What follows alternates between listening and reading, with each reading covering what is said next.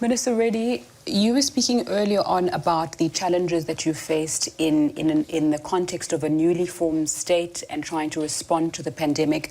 Just talk to me then about how do we future-proof health systems against those kind of pandemics that you've spoken about from a governance perspective as well? As I said earlier, governments would have to be focusing on two things. One is preventive care, and the other is curative care. And looking at this from the lens of how to improve this health care, one would have to be talking about availability, accessibility of health care, and also affordability of health care. All these three would have to be moving in line.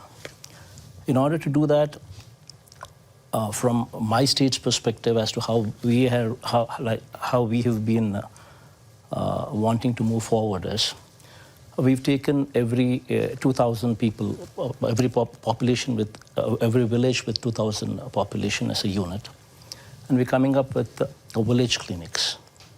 Okay. And then we're taking up every 30,000 population as a unit and classifying it as mandal, and where we're coming up with 2 PHCs, primary health centers.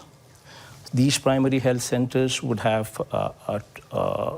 4 doctors, 2 of the doctors present in each of the PHC center, and they would be given an ambulance, 104, and each of this doctor would be given their designated villages.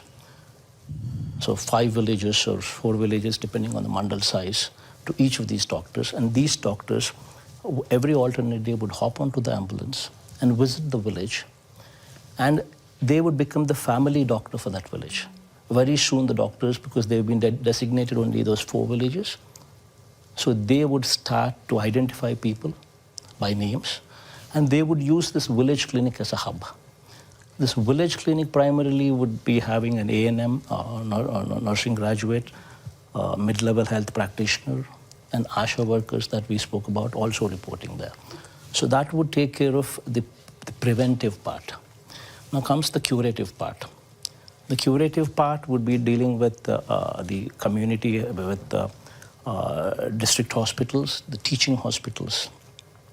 The area hospitals and the teaching hospitals are going to play a very critical role there.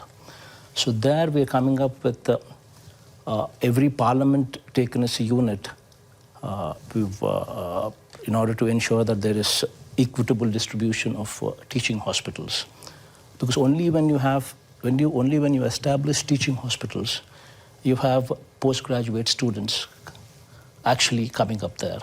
And only when you have postgraduate students doing their course there, and these teaching hospitals are connected to a hospital, a teaching hospital as well. So teaching college and teaching hospital together would become the tertiary care that we are looking for.